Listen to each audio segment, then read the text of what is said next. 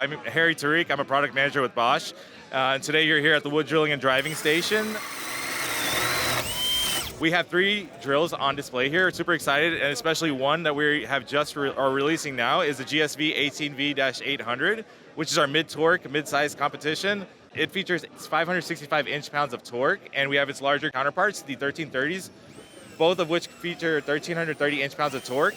One is a drill driver, and the other is a drill driver hammer combination. All 3 of the drills you see here feature our kickback control technology.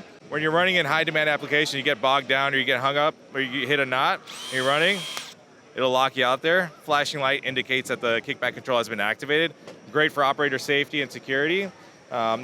Speaking of security, on the 1330s, just because of the high amount of impact torque that's coming out of this product, we have a secondary handle, which it may seem like overkill, but for the amount of torque coming out of this thing, you really need this.